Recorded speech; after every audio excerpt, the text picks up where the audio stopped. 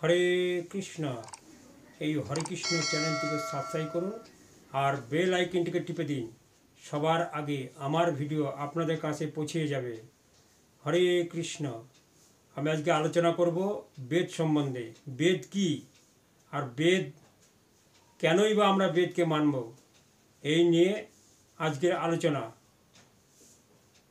তো যদি ভিডিওটা ভালো লেগে থাকে তাহলে লাইক করে দেবেন, শেয়ার করে দেবেন আর বেল আইকনটিকে টিপে দেবেন। হরে কৃষ্ণ কৃষ্ণ কৃষ্ণ হরে হরে, হরে রাম রাম রাম হরে হরে। অনেক ভক্ত আমাকে প্রশ্ন করে, অনেক যারা আমার ভিডিও দেখেন অনেকে প্রশ্ন করেন, আপনারা যে বেদের কথা বলেন, বেদটা কি? বেদ কিভাবে সৃষ্টি হলো? এটাও তো একটা বই, কারুর লেখা। এই সম্বন্ধে যদি একটু বিস্তারিত বলেন তাহলে উপকৃত হব। এরকম প্রশ্ন করে অনেকে। তো আমি শিল প্রভুপাদের উপর একটি প্রবচন দিয়েছিলেন। শিল প্রভুপাদ সেই প্রবচন থেকে কয়েকটি বিষয় আমি আপনাদেরকে ধারণা দেওয়ার চেষ্টা করব। আরও বিস্তারিত জানতে চান ধারাবাহিকভাবে এই ভিডিওগুলি আপনারা পুরোপুরিভাবে দেখবেন, শুনবেন, তবে বুঝতে পারবেন। অনেক তথ্যই আপনারা বুঝতে পারবেন। অল্প সময়ের মধ্যে সমস্ত তথ্য বলা সম্ভব নয়, তাই কোনো একটা জিনিস জানতে হলে ধারাবাহিক শ্রবণের প্রয়োজন আছে। তো যেমন আপনি যদি একটি বিষয় জানতে চান, কমপক্ষে সমাগ 1 বছর কম্পিউটার, স্পোকেন ইংলিশ এবং হিন্দি ইত্যাদি বিষয় জানার জন্য আপনাকে ছমাস 1 বছর কোর্স করতে হবে। তেমনি এই বেদ, এটা হচ্ছে একটি বৈদিক শাস্ত্র। বেদ কথাটির অর্থ হচ্ছে জ্ঞান। এমন নয় যে তাল পাতায় লেখা পুরনো কোনো ঋষি, এটার তাল পাতা লেখার জিনিস নয়। তো ঋষিরা লিখেছিলেন, সেটা কোনো পুরোনাত্র মন্দিরে পড়েছিল, সে ইঁদুরে কেটে দিয়েছে, আরশোলাই কেটে দিয়েছে, এরকম একটা পুরনো বই। এই ধারণাটা অনেকের রয়েছে। এটা একটা ভুল ধারণা। বেদ কথাটির অর্থ হচ্ছে জ্ঞান। কি জ্ঞান? এই জগতে আমরা স্কুল, কলেজ, ইউনিভার্সিটিতে যত জ্ঞান লাভ করছি, এটা বৈদিক জ্ঞানের একটি নবজ্ঞ অংশ। বেদ এটা হচ্ছে কি এমনই শাস্ত্র, এমন একটি বিষয় যেটা আমাদের মতে কলিযুগের মানুষদের উপলব্ধি করা অত্যন্ত দুঃসাধ্য। তবে সংক্ষেপে বলতে হলে বেদ হচ্ছে সমস্ত শাস্ত্রের উৎস। জাগতিক জ্ঞান, আধ্যাত্মিক জ্ঞান, সমস্ত জ্ঞান এই বেদ থেকে প্রকাশিত হয়েছে।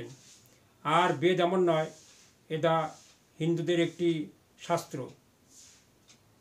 এটা সমস্ত জীবের জন্য, সমস্ত জীবাত্মার জন্য ভগবান একটি এমন শাস্ত্র প্রদান করেছে যার মাধ্যমে সমস্ত জীবের মঙ্গল হবে।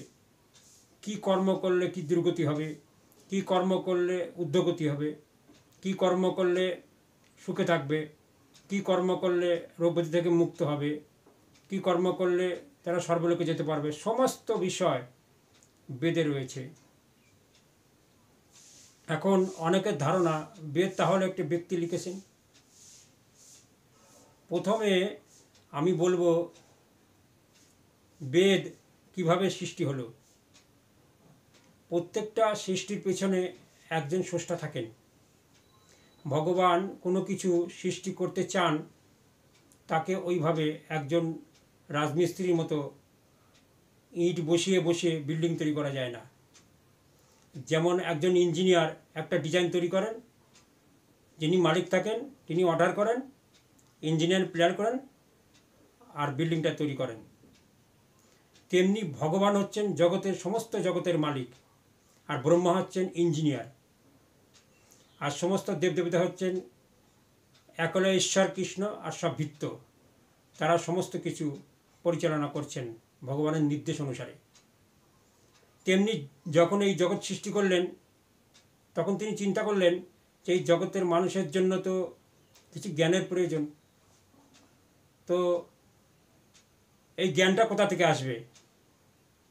তো তারপরে তাদের কিভাবে সুখে থাকবে, কি কর্ম করলে কি কষ্ট হতে পারে, এই সম্বন্ধে বিষয়, এই সমস্ত বিষয়ে তিনি জ্ঞান প্রদান করলেন, ইচ্ছা প্রকাশ করলেন। তো ইচ্ছা প্রকাশ করার পর তারপরে বললেন, তখনই তিনি ভগবানের নিঃশ্বাস থেকে এই বেদ সৃষ্টি হলো। এটা শুনলে আমাদের কাছে কল্পনা সৃষ্টি হবে, নিঃশ্বাস থেকে কী করে বেদ সৃষ্টি হয়। অনেক অনেক প্রাণী রয়েছে যে নিঃশ্বাসের মাধ্যমে সন্তান জন্ম দেয়, কান্না করার মাধ্যমে সন্তান জন্ম দেয়। যেমন ময়ূর কিন্তু কোনো জৈন প্রক্রিয়ার মাধ্যমে সন্তান হয় না।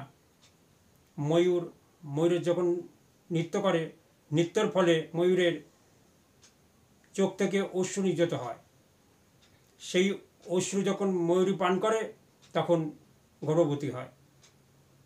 তাহলে এইভাবে বীর্যের মাধ্যমে সাধারণত সন্তান হয় আমাদের ধারণা। প্রত্যেকটা বিষয়ের যে আমাদের ধারণা হিসাব করলে সব কিছু হয় না। তাই বেদ ভগবানের নিঃশ্বাস থেকে সৃষ্টি হয়েছে। আর বেদকে বলা হয় শ্রুতি, অর্থাৎ শ্রবণ করার মাধ্যমেই বৈদিক যুগে শ্রী শ্রী গুরুর কাছ থেকে এই জ্ঞান লাভ করেছিলেন।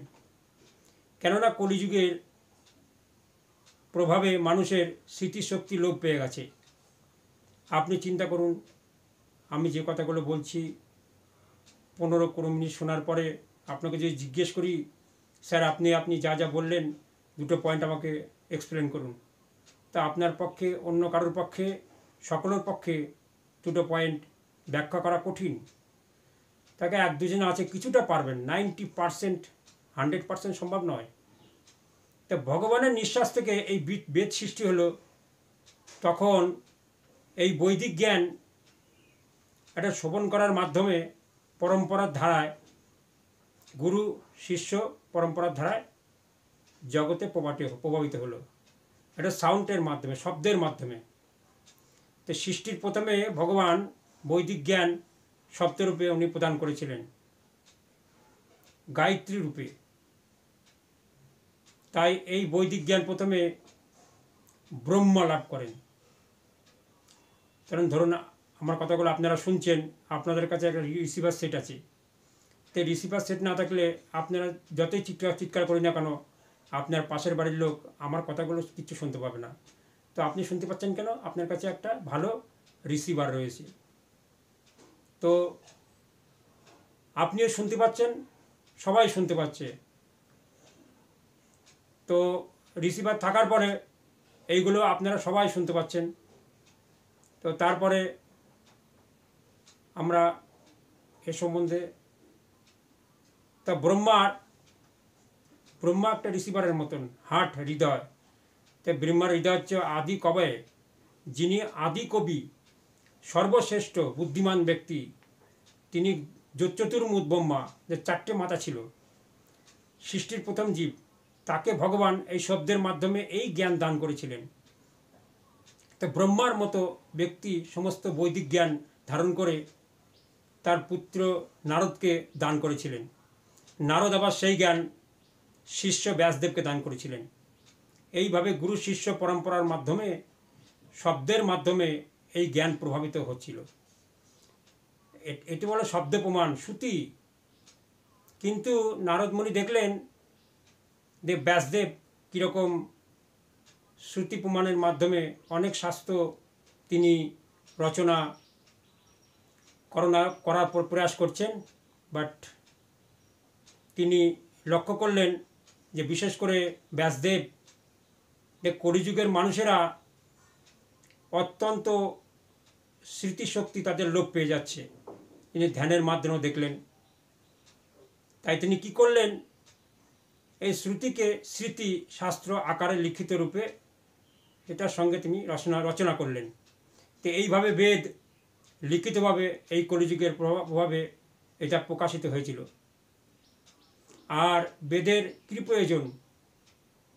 তো বৈদিক জ্ঞান হচ্ছে ত্রুটিপূর্ণ, কোনো ত্রুটি নেই। হাজার হাজার লক্ষ লক্ষ বছর আগে বেদের যে কথাগুলো বলা হয়েছে সেটা কোনো ত্রুটি নেই। কেননা এই বৈদিক জ্ঞানের প্রয়োজন হচ্ছে তখনই যখন আমরা এই জগতের বাইরে আধ্যাত্মিক জগৎ সম্বন্ধে কিছু জানতে চাইব, তখন আমাদের বেদের শরণাগত হতে হবে। বেদের শরণাগত না হলে শব্দ প্রমাণ ছাড়া আধ্যাত্মিক জগতের কোনো বস্তু আমরা এই ত্রুটিপূর্ণ ইঙ্গির মাধ্যমে আমরা জানতে পারবো না। তো আমাদের চোখের দৃষ্টি খুবই সীমিত, লিমিটেড, তাই চোখ দিয়ে আমরা অনেক কিছু দেখতে পাই না। তাই আমাদের আলোর প্রয়োজন, মাধ্যমের প্রয়োজন। তো 4টে ত্রুটি আছে: ভ্রম, প্রমাদ, বিপরিশ্রয়, করুণাপকট। তো ভুল করার প্রবণতা সকলেরই রয়েছে। তো বৈদিক শাস্ত্রে এরকম কোনো কতগুলো আছে, এগুলো নির্ভুল।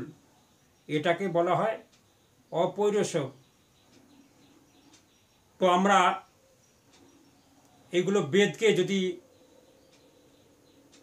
তারপরে অশ্বেও এই জগতে কোনো ব্যক্তি রচিত নয়। এই জগতে আমরা যা রয়েছি সকলেরই 4টি ত্রুটি রয়েছেন। আমাদের দিকে মেডিকেল সায়েন্সের কত বই, নতুন নতুন এডিশন, প্রতি বছর আবার চেঞ্জ হয়ে যাচ্ছে। তার মানে হচ্ছে কোথাও ভুল রয়েছে। তো বৈদিক জ্ঞান সারাংশ হচ্ছেন শ্রীমদ্ ভাগবতম এবং ভগবদ্গীতা। এখানে কোনো একটি শব্দও কোনো ভুল নেই, ত্রুটি নেই। তাই এই জগতের কোনো ব্যক্তি যদি জ্ঞান প্রদান করেন তাহলে কিছু ত্রুটি থেকে যায়। তা ভুল করার প্রবণতা আমাদের রয়েছেন। শিল প্রভুপাদ উদাহরণ দিয়েছেন। তে ভারতের একজন মহান ব্যক্তি মহাত্মা গান্ধী, তাকে তার অত্যন্ত ঘনিষ্ঠ সঙ্গী তাকে বলেছিলেন যে আপনি দয়া করে দিল্লির সভা হচ্ছে সেখানে আপনি যাবেন না। তো উনি গ্রাহ্য করলেন না। তো অগ্রাহ্য করে গেলেন, তখন ওনার মৃত্যু হলো। ভুল করার প্রবণতা মহান মহান ব্যক্তিদেরও রয়েছেন। জন কেনেডি, আমেরিকার প্রেসিডেন্ট, উনিও এরকম ভুল করেছিল। তা আমরা দেখি প্রতিটা স্কুল কলেজে পরীক্ষার ভালো রেজাল্ট করবার জন্য সারা রাত জেগে জেগে পড়ে, টিউশন করে, অনেক এক্সারসাইজ করে। তো তা সত্ত্বেও দেখা যাচ্ছে যে ভুল করার প্রবণতা থেকে যাচ্ছে। প্রশ্নের সময় একটা কমন প্রশ্ন উঠছে, তো সব কিছু লিখে সামান্য একটু ভুল করেছে। তো ভুল করার প্রবণতা আছে। তা আপনাদের টাকা তোলার জন্য এটিএমে গিয়েছেন, দেখলেন পকেটে হাত দিয়ে আপনার মানিব্যাগে এটিএম কার্ড নেই। তো আপনি অনেক সময় অফিসে যাচ্ছেন, ভুল করে আপনার টাচ ফোনটা রেখে গিয়েছেন ঘরে। তো অফিসের চাবি ভুল করে রেখে গিয়েছেন। তো এই ভুল করার প্রবণতা আমাদের সকলেরই রয়েছে। তো সেই জন্য আমাদের নিজেদের কোনো ত্রুটি থাকে, তো অপরকে আমরা কালেকশন করতে যাই, শিক্ষা দিতে যাই, তো সেটা পূর্ণ হবে না, অপূর্ণ হবে। তো কিন্তু আমাদের ত্রুটি থাকতে পারে অনেক। আমাদের 4টি ত্রুটি রয়েছেন। তা আমরা যদি বেদের শরণাগত হই, বৈদিক শাস্ত্রের শরণাগত হই, সেখানে কোনো ভুল হওয়ার সম্ভাবনা নেই। বেদের কথা যে সমস্ত সত্য কীভাবে প্রমাণ করব? বেদেই বলা হয়েছেন যে পশুর মল এটা খুবই অপবিত্র। পশুর মল যদি কেউ প্রশ্ন করে অপবিত্র হয়ে যায়। তো পশুর মল অপবিত্র হয়ে যায়, সমস্ত শরীর অপবিত্র হয়ে যায়। স্নান করলে পবিত্র। সেই বেদেই আবার বলা হয়েছেন যে গাভী, গরুর মল, গোবর, গোময় পবিত্র। তাহলে বেদে যেহেতু বলা হয়েছেন গোবর গোময় পবিত্র, তো যারা বেদের অনুগামী তারা কোনো রকম তর্ক না করে সেটাকে গ্রহণ করে। এরকম নয় যে যারা বেদের অনুগামী যারা অন্ধের মতো গোবরকে পবিত্র বলে গ্রহণ করছেন, গোমূত্রকে পবিত্র বলে গ্রহণ করছেন, এরকম নয়। তো পরবর্তীতে যারা বিশ্ববিখ্যাত বিজ্ঞানী তারাও গবেষণা করে দেখেছেন যে গোবরের মধ্যে অ্যান্টিসেপটিক, জীবাণুনাশক এমন কিছু পদার্থ রয়েছেন যেটা জীবাণুকে নাশ করে। গঙ্গা জল পবিত্র, এটি বেদে বলা হয়েছেন।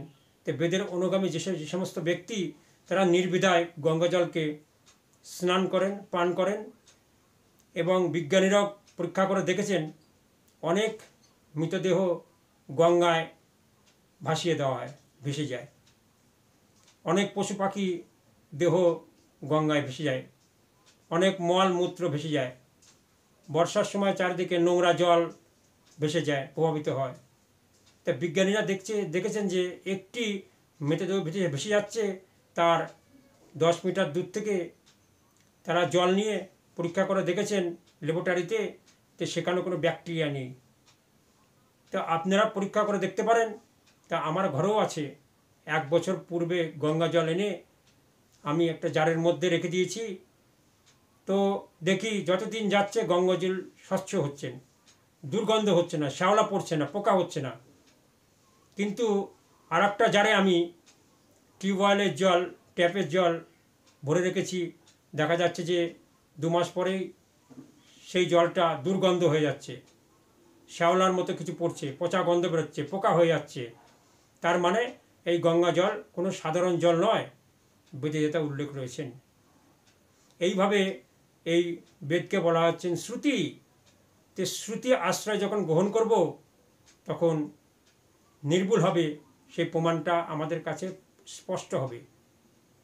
যেমন আমরা যদি কোনো ব্যক্তিকে জিজ্ঞেস করি যে মহাশয়, মহোদয়, স্যার আপনার পিতার নাম কি, তো উনি হয়তো পিতার নাম হয়তো জানেন না, আমতা আমতা করবেন। তো উনি পিতা সম্বন্ধে বলবেন। তো এই সমস্ত বিষয়ে আজকে আলোচনা করছি, কিন্তু তারপরে আমরা পিতার সম্বন্ধে তিনি জানেন না। তো পিতা সম্বন্ধে ওনার সঠিক যে তত্ত্ব সেটা জানার 2টি পন্থা আছে।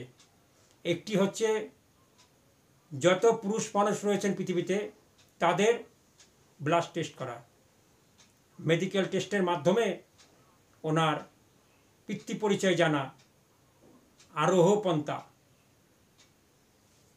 নিজের চেষ্টায় মেডিকেল প্রসেসে ডাক্তার পরীক্ষা নিরীক্ষার মাধ্যমে পিতার পরিচয় জানার চেষ্টা করা হয়, তাহলে সারা পৃথিবীর যত পুরুষ মানুষ পরীক্ষা করা সত্ত্বেও তো সেটা আমাদের ডাউট, সন্দেহ ক্লিয়ার হবে না যে আমার পিতাকে।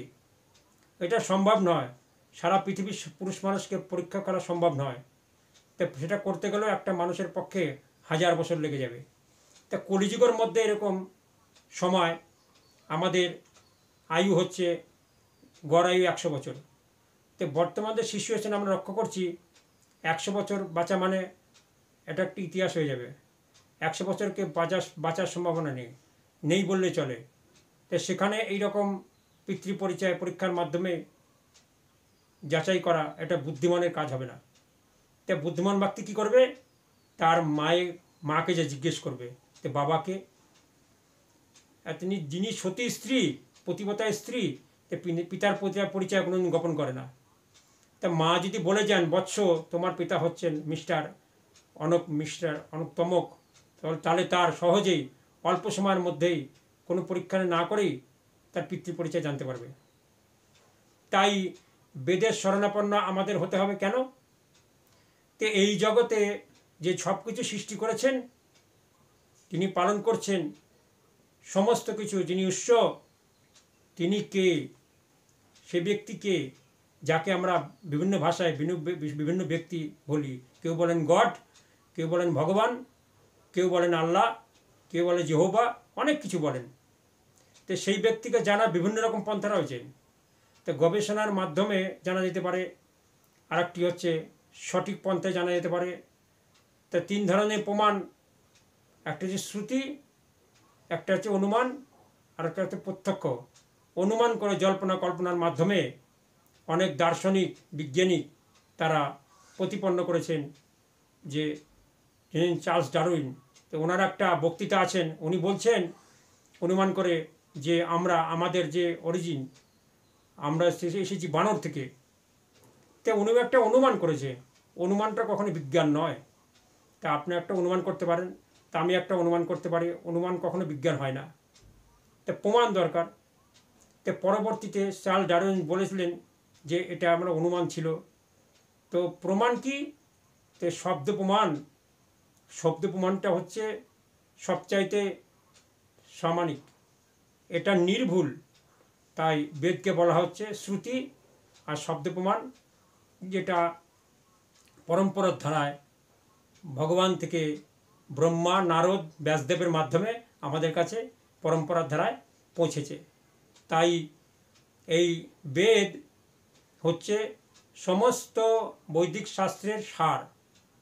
আর ব্যাসদেব এটা লিখিত রূপে এই কলিযুগের মানুষের জন্য বেদকে 4 ভাগে ভাগ করেছেন। তো প্রথমে একটি বেদ ছিল, পরবর্তীতে ঋক, সাম, যজু, অথর্ব, এই 4টি ভাগে বিভক্ত করে বিভিন্ন শিষ্যকে এটা প্রদান করলেন। তো বিভিন্ন শিষ্যদেরকে পাঠানোর ফলে যে কলিযুগের মানুষের জন্য এটা ডাইজেস্ট করা প্রচণ্ড কঠিন। কলিযুগের মানুষের জন্য বেদের সমস্ত সার সেই ভগবদ্গীতা। সারিমত যদি ভাগবত যদি নবনীত, মতিলের সুখ খাইলেন পরীক্ষিত। 4টি বেদকে দুধের সঙ্গে তুলনা করা হচ্ছে। তো দইকে মন্থন করলে কি পাওয়া যায়? 4 বেদ দধি, ভাগবত নবনীত, ননির মতো। ভাগবত হচ্ছে ননির মতো। আর সেটা হচ্ছে মন্থন করেছেন কে? সুখদেব গোস্বামীর মতন মহান ভক্ত। তিনি ছিলেন ব্যাসদেবের পুত্র।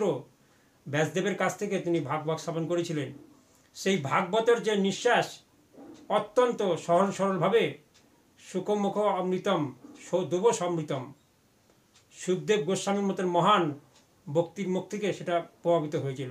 তা আমরা যদি এই কলিযুগে কি অল্প সময় বৈদিক জ্ঞান লাভ করতে চাই, তাহলে আমাদের কর্তব্য হচ্ছেন এই ব্যাসদেব, সুখদেব গোস্বামী, পরীক্ষিত মহারাজ যেভাবে এই ভগবত তত্ত্বজ্ঞান লাভ করেছিলেন, তো আমরা যদি সেই পন্থা অনুসরণ করি তাহলে সহজেই আমরা সমস্ত সন্দেহ থেকে মুক্ত হতে পারবো। তার ফলে আমরা জানব ভগবানকে, ভগবান কোথায় নিবাস করেন, তো আমি কোথা থেকে এসেছি, আমি দুঃখ কেন পাচ্ছি, আমার কেন বার্ধক্য কেন হচ্ছে, আমার রোগ ব্যাধি কেন হচ্ছে, দেবতাকে, ভগবানকে, অবতারকে দীক্ষা কীভাবে গ্রহণ করব, সদ্গুরুকে, শিষ্যের যোগ্যতা কী, এ যা কিছু আধ্যাত্মিক জড়জগতিক যত জ্ঞান রয়েছেন সমস্ত জ্ঞান আমরা শ্রীমদ্ ভাগবতম পাঠ করার মাধ্যমে জানতে পারবো। আর সমস্ত উপনিষদের সার হচ্ছেন শ্রীমদ্ ভগবদ্গীতা। তে সর্ব উপনিষদকে গাভীর সঙ্গে তুলনা করা হয়েছেন। আর দোদ্ধা গোপালনন্দন, সেই গাভী গ্রহণ করেছেন কে? গোপালনন্দন শ্রীকৃষ্ণ। আর পার্থবৎস অর্জুন হচ্ছেন গোবৎসের মতন। গাভী দহন করার আগে বাছুরের প্রয়োজন হয়, তেমনি বাছুরকে নিমিত্ত করেই গাভীর প্রদান করেন দুধ। তেমনি এই সমস্ত উপনিষদের সার হচ্ছেন ভগবদ্গীতা।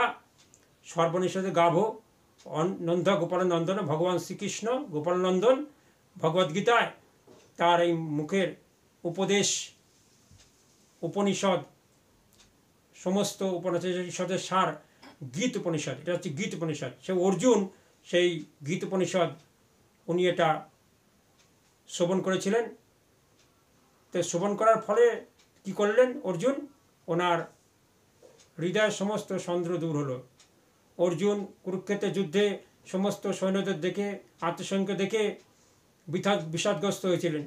তো এই জগতে যখন আমরা বিষাদগ্রস্ত, আত্মীয় স্বজনকে বাঁচাতে চাই আর আত্মীয় স্বজন আমাকে বাঁচাতে চায়, তা আমরা কাউকে বাঁচাতে চাইলেও তা আমরা কাউকে বাঁচাতে পারবো না, তা আমাকে কেউ বাঁচাতে পারবে না। তা আমরা যদি সত্যি এই ভগবত তত্ত্ব জ্ঞান আমরা লাভ করতে চাই, তাহলে আমরা যদি সমস্ত ছন্দ থেকে মুক্ত হতে চাই, তাহলে আমাদের কি করতে হবে? এই অর্জুনের মতো সদ্গুরু শরণাগত হতে হবে। তো সদ্গুরু বলতে কে বোঝায়? যে ভগবানের প্রতিনিধি। এখানে অর্জুন যেরকম শিষ্যের মতো, কৃষ্ণকে যেরকম গুরুর মতো আচরণ করেছিলেন, ভগবান তত্ত্বজ্ঞান দান করেছিলেন। শিষ্যস্ত অমন্ত হাতি, এবার শ্রীকৃষ্ণের কাছে যখন শরণাগত হলেন, সমস্ত সন্দেহ দূর হলো। অর্জুন তখন